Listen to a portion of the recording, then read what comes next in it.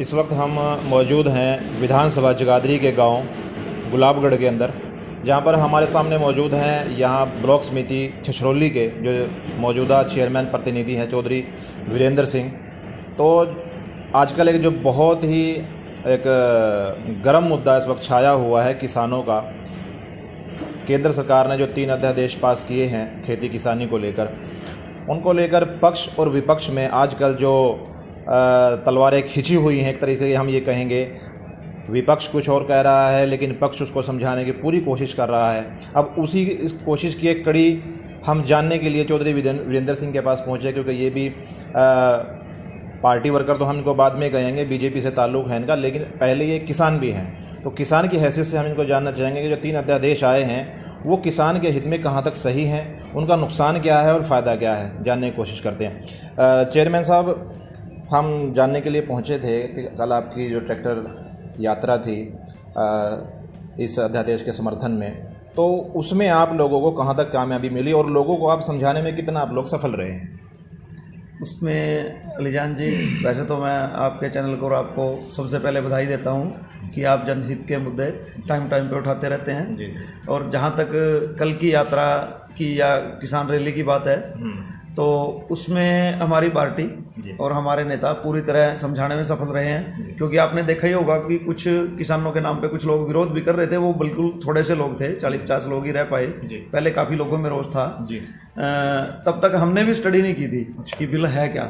सिर्फ हम ये देख रहे थे कि मोदी जी की नीयत और नीति बहुत बढ़िया है, तो उसको लेके ही हम भी लोगों को समझा रहे थे। जब हमने उसको पढ़ा तो वो जो विधेयक है वो किसान की भलाई के लिए है, उसमें किसान का कोई भी नुकसान नहीं है, बल्कि कॉन्ट्रैक्ट फार्मिंग की भी उसमें बात है। तो कॉन्ट्रैक्ट फार्मिंग की जहाँ तक बात है, उसमें किसान की सुविधाओं का और किसान का पूरा ध्यान रखा गया है। उनको मतलब जिला लेवल तक ही वो निपटान करना पड़ेगा अगर कोई विवाद हो गया। और मतलब उसमें ये लोग कह रहे हैं कि एमएसपी का मेन उठा रहे हैं लोग कि बाहर भी हमने एमएसपी कर देना चाहिए। अगर एमएसपी की बात है, एमएसपी भी अगर किसी किसान भाई को बेचना है तो वो अंदर बेचे। बाहर तो हमारी कोशिश है कि आने वाले टाइम में और अभी भी हम ज्यादा मूल्य दवाएंगे किसान को, क्योंकि कई बार हर्बल प्रोडक्ट है हमारा, कोई जैविक खेती कर रहा है, तो वो एमएसपी पे क्यों देगा? क्योंकि उसकी तो लागत ज्यादा आनी है। जब उसकी लागत तो वैसे कम आएगी पर पैदावार उसमें कम निकलेगी, तो उसकी वजह से उसको रेट ज्यादा चाहिएगा। अगर हम उसको वो कर देते हैं, फिक्स कर देते हैं कि भाई एमएसपी बाहर भी है, तो क्यों कोई हर्बल खेती की तरफ जाएगा?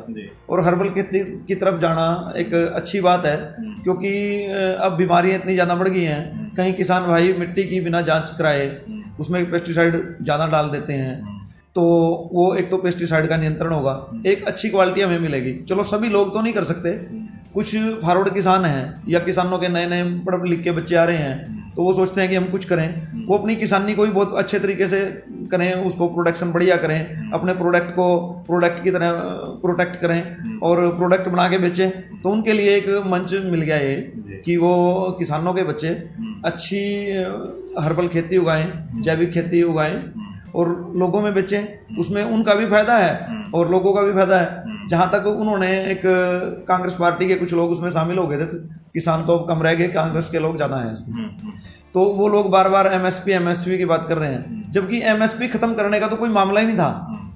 मंडी की व्यवस्था हमारे स्टेट के अध्यक्ष हैं धनखड़ जी, उन्होंने भी क्लैरिफिकेशन किया है। और कल की हमारी जो रैली थी उसमें हमारे केंद्रीय मंत्री रतनलाल कटारिया जी ने भी क्लियर किया है। और जहां तक हमारे कंवरपाल जी हैं, माननीय शिक्षा मंत्री, वो पीछे भी कई बार कॉन्फ्रेंस करके पत्रकार वार्ता में लोगों को समझा चुके हैं और कल उन्होंने पूरा खोल के बताया है। उसके बाद ये किसानों का मुद्दा कोई मुद्दा रह नहीं जाना चाहिए, क्योंकि मेरे किसान भाइयों के फायदे के लिए ही है, नुकसान के लिए कुछ नहीं है।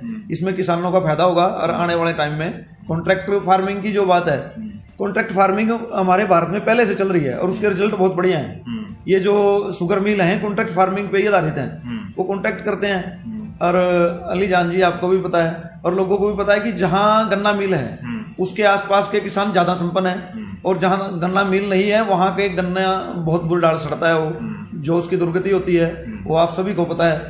तो मैं किसान भाइयों को और नरेंद्र मोदी जी को भी बधाई देता हूं कि नरेंद्र मोदी जी ने किसानों के हक में ऐसा कानून बनाया, ताकि जिसमें, क्योंकि पार्टी का मानना है कि किसानों की आय दुगनी करनी पड़ेगी और दुगनी करने के लिए नए नए कानून भी लेके आने पड़ेंगे। तो उसी कड़ी में ये अध्यादेश जारी किए गए हैं कि किसानों की आय कैसी बढ़ाई जाए। तो किसान भाइयों की आय बढ़ाने के लिए अध्यादेश है, ना कि घटाने के लिए। चेयरमैन जी, एक छोटा सा आपसे सवाल ले लेते हैं कल की रैली को लेकर। जो ट्रैक्टर वहाँ पर पहुँचे थे, लोगों ने आरोप लगाया ये ट्रैक्टर जो है सारे खनन जोन से मंगाए गए हैं। उनकी जो पीछे हिच लगती है, वो कह रहे जिम्मेदार तो इतनी बड़ी हिच लगाता ही नहीं है, क्योंकि ये तो जोन में ही इस्तेमाल होते ट्रैक्टर। तो आखिरकार भीड़ इकट्ठा करने के लिए हम, एक निष्पक्ष सवाल है हमारा, कोई पार्टी लेवल पे नहीं है, विपक्ष का नहीं है, हमारा खुद का सवाल है, तो आखिरकार ऐसा क्यों किया गया?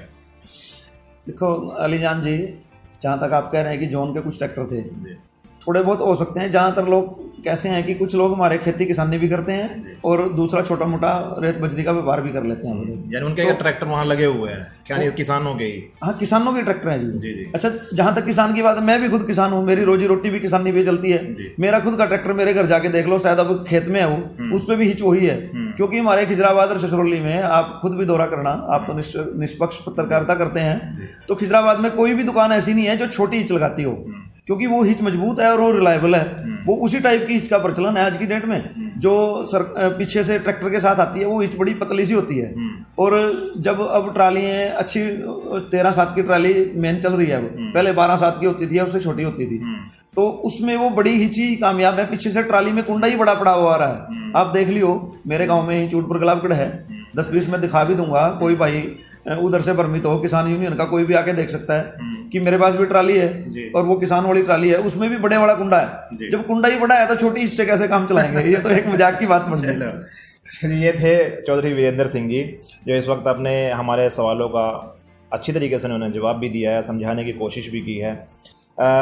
वीरेंद्र सिंह जी, एक सवाल आखिरी में ले लेते हैं। जो इस वक्त किसान थोड़े से भ्रमित हैं, वो ये कह रहे हैं कि एमएसपी ख़त्म सरकार कर रही है, लेकिन अगर देखा जाए कि ये जो बिल आया है, ये बिल है एमएसपी अमेंडमेंट बिल नहीं है ये।